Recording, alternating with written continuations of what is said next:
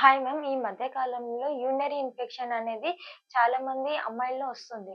అసలది ఎందుకొస్తుంది? నార్మల్‌గా urinary infection అంటే ఎక్కువ మంది ఆడవారిలోనే యూరిన్ ఇన్ఫెక్షన్ వస్తూ ఉంటుంది. ఎందుకంటే మగవారితో పోల్చినప్పుడు వీళ్ళలో యూరథ్రా షార్ట్‌గా ఉంటుంది. దీనివల్లనే ఆడవారిలో ఎక్కువ ఇన్ఫెక్షన్ అనేది వస్తూ ఉంటుంది. మామూలుగా మన పాత కాలంలో అయితే యూరిన్ ఇన్ఫెక్షన్ అనేది 40 ఇయర్స్ తర్వాత, 50 ఇయర్స్ తర్వాత అలా వచ్చేదని చెప్తూ ఉంటారు.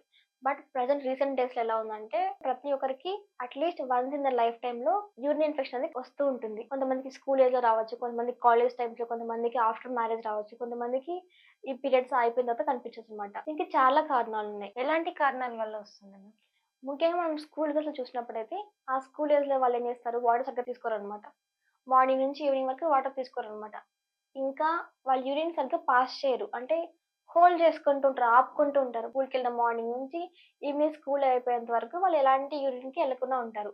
ఇలాంటి వారిలో ఏమవుతుందంటే, సరిగ్గా ఈ వాటర్ తీసుకోకపోవడం వల్ల, యూరిన్ సరిగ్గా వెళ్ళకపోవడం వల్ల యూరినరీ బ్యాగ్ ఏదైతే ఉంటుందో, ఆ యూరినరీ బ్యాగ్‌లో యూరిన్ అలాగే ఉండిపోయి ఇన్ఫెక్షన్స్ అనేటివి ఈజీగా అట్రాక్ట్ చేస్తుంది.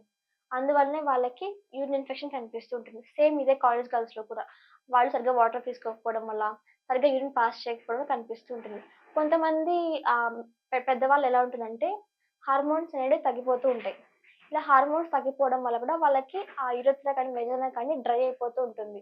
దీనివల్ల కూడా ఆ డ్రై అయిపోయిన క్రాక్స్ నుంచి కూడా ఇన్ఫెక్షన్స్ అనేటివి ఈజీగా బాడీలోకి ఎంటర్ అవుతాయి. కాబట్టి ఆ ఏజ్‌లో ఉన్న వారిలో కూడా ఇలా ఇన్ఫెక్షన్స్ ఈజీగా ఎంటర్ అవ్వడం వల్ల వాళ్ళకి యూరిన్ పాస్ చేసేటప్పుడు మంటగా అనిపిస్తుంది. లేదంటే కొంతమందికి యూరిన్ తరచుగా వెళ్ళాలనిపిస్తూ ఉంటుంది. ఇది ఇన్ఫెక్షన్ అని మనకి ఎలా తెలుస్తుంది? ఇది మనం ఈజీగా తెలుసుకోవచ్చు. అందులో ఒకటి యూరిన్ పాస్ చేసేటప్పుడు మంటగా అనిపించడం. కొంతమందికి యూరిన్ స్టార్టింగ్‌లో మంటగా ఉంటుంది. కొంతమందికి మొత్తం పాస్ చేసిన తర్వాత మంటగా అనిపిస్తూ ఉంటుంది. నెక్స్ట్ తరచుగా యూరిన్ పాస్ చేయాలనిపించడం. వాళ్ళు యూరిన్‌కెళ్ళిన వెంటనే ఒక 5-10 మినిట్స్‌లో మళ్ళీ యూరిన్ పాస్ చేయాలనిపిస్తుంటది. ఇదొక లక్షణం ఉంటది. ఇంకా కొంతమందికి యూరిన్ పాస్ చేసేటప్పుడు బ్లడ్ ఒస్తుంది. లేదంటే కొంతమందికి పస్ ఒస్తుందంటారు. కొంతమంది ఏం చేస్తారంటే యూరిన్ ఇన్ఫెక్షన్ తెలుసుకోకపోవడం వల్ల అంటే వాళ్ళకి చాలా కాలంగా ఇలా యూరిన్ అనేది మంటగా అనిపిస్తుంది. దాన్ని వాళ్ళు నెగ్లెక్ట్ చేయడం వల్ల ఒకసారి వాళ్ళకి యూరిన్ పాస్ చేసేటప్పుడు ఆ యూరినేషన్‌లో వాళ్ళకి బ్లడ్ అనేది కనిపిస్తుంది. అందుకని వాళ్ళకి యూరిన్ రెడ్‌గా కనిపిస్తుందంటారు. ఇలాంటప్పుడు వాళ్ళు చాలా భయపడిపోతుంటారు. నాకేదో అయిపోయింది. నా యూరిన్ పాస్ చేసినప్పుడు బ్లడ్ కనిపిస్తుంది. ఎర్రగా ఉంది యూరిన్ అనేది యెల్లోగా లేకోకుండా అని భయపడుతుంటారు. ఇది కూడా ఒక యూరినరీ ఇన్ఫెక్షన్ వల్లే కాజ్ అవుతూ ఉంటుంది. ఇంకా వాళ్ళకి యూరిన్ పాస్ చేసినా కూడా కంప్లీట్‌గా పాస్ చేసిన సెన్సేషన్ ఉండదనమాట. వాళ్ళకి యూరిన్ పాస్ చేసినా కూడా వాళ్ళకి కంప్లీట్‌గా పాస్ చేసామనే ఫీలింగ్ వాళ్ళకుండదు. అందువల్లనే వాళ్ళకి మళ్ళీ మళ్ళీ వెళ్తూ ఉండడం అనిపిస్తూ ఉంటుంది. ఇంకా కొంతమందిలో ఏముంటుందంటే నీరసంగా అనిపిస్తుంది. అంటే వాళ్ళకి తరచుగా వెళ్ళడం వలనో లేదంటే ఆ ఇన్ఫెక్షన్స్ వలన వాళ్ళకి బాడీ మొత్తం వీక్‌నెస్‌గా అనిపిస్తుంది. చాలా కొన్ని కండిషన్స్‌లో మాత్రమే ఫీవర్ ఉంటుంది. చలితో కూడిన జ్వరం అని చెప్తూ ఉంటాం. వాళ్ళకి చేతులు, కాళ్ళు మొత్తం చలి చలిగా వణుకుతున్నట్టు అనిపిస్తుంది. దాంతో పాటు యూరిన్ ఇన్ఫెక్షన్ ఉంటుందన్నమాట వాళ్ళలో. ఇవన్నీ మనం చూస్తుంటాం లక్షణాలనేటివి. ఇంకా కొన్ని కండిషన్స్‌లో యూరిన్ టెస్ట్ చేసినప్పుడు వాళ్ళకి ఆ యూరిన్‌లో పస్ ఉంటది. నార్మల్‌గా యూరిన్‌లో ఎలాంటి సెల్స్ అనేటివి ఉండవనమాట. కానీ యూరిన్ ఇన్ఫెక్షన్ ఉన్న వాళ్ళలో అందులో చీమ్ అనేటివి ఉంటది ఆ యూరిన్‌లో. నార్మల్‌గా యూరిన్ ఎలాంటి సెల్స్ కానీ, ఎలాంటి ప్రోటీన్స్ కానీ, న్యూట్రియంట్స్ కానీ ఏమి ఉండవు. ఇది మొత్తం ఎక్స్‌ట్రా వేస్ట్ మెటీరియల్ కాబట్టి యూరిన్ లాగా పాస్ అవుతూ ఉంటుంది. బట్ యూరిన్ ఇన్ఫెక్షన్ ఉన్న వాళ్ళు ఏముంటుందంటే ఆ యూరిన్ మనం టెస్ట్ చేసినప్పుడు ఆ యూరిన్ ఇన్ఫెక్షన్‌లో వాళ్ళకి చీమ్ సెల్స్ ఉంటాయి. ఇంకా కొంతమందిలో ఆర్‌బీసీ సెల్స్ కనిపిస్తూ ఉంటాయి. ఇంకా కొంతమందిలో కలర్ మారుతూ ఉంటుంది. కొంతమందిలో రెడ్‌గా, కొంతమందిలో గ్రీన్ కలర్‌లా కనిపిస్తుంది. ఇంకా వాళ్ళ యూరిన్‌లో ప్రోటీన్ సెల్స్ అనేవి కనిపిస్తూ ఉంటాయి. ఇవన్నీ మనకి యూరిన్ ఇన్ఫెక్షన్ యొక్క ఇండికేషన్స్ అన్నమాట. ఈ పస్ సెల్స్ కనిపించినా, ఆర్‌బీసీ సెల్స్ కనిపించినా, లేదంటే ప్రోటీన్ సెల్స్ కనిపించినా కూడా మన బాడీలో ఇన్ఫెక్షన్ ఉంది. అందుకని యూరిన్ ద్వారా ఇవన్నీ పాస్ అవుతున్నాయని మన బాడీ మనకి ఇస్తున్న సిగ్నల్స్ అవన్నీ. చాలా మంది అమ్మాయిల్లో ఈ ప్రాబ్లమ్ అనేది బయటికి చెప్పుకోరు. ఎలా అంటే భయపడో, లేకపోతే వాళ్ళు ఏమనుకుంటారో అని ఫీల్ అయ్యి వాళ్ళు ఎవరికీ చెప్పుకోని వాళ్ళలోనే దాచుకుంటారు. దీనివల్ల ఏమన్నా ప్రాబ్లమా? ఖచ్చితంగా ఉంటుంది ప్రాబ్లమ్. ఎందుకంటే ఇలా లాంగ్ స్టాండింగ్‌గా మన బాడీలో ఇన్ఫెక్షన్స్ అలానే ఉంటుంది. దీనివల్ల ఆ యూరినరీ బ్యాగ్‌లో ఏదైతే ఇన్ఫెక్షన్ ఉందో, ఆ యూరినరీ బ్యాగ్ నుంచి ఇన్ఫెక్షన్ అనేది ఇంకా పై ఇతర ఆర్గాన్స్‌కి పాస్ అవుతుంది. కొంతమందిలో కిడ్నీస్ వరకు వెళ్తుంది. దీనివల్ల వాళ్ళకి కిడ్నీ డ్యామేజ్ అవ్వచ్చు. ఇంకా కొంతమంది ఇన్ఫెక్షన్ అనేది బ్లడ్‌లో కలుస్తుంది. దీనివల్ల కూడా బ్లడ్ మొత్తం ఇన్ఫెక్షన్‌గా మారిపోతూ ఉంటది. బట్ చాలా మందికి చేసిన ప్రాబ్లమ్ ఇదే అన్నమాట. బయటికి చెప్పుకోకుండా లాంగ్ టర్మ్‌గా అది బ్లాడర్ మొత్తం ఇన్ఫెక్షన్ పాస్ అయ్యేలాగా చేసుకుంటూ ఉంటారు.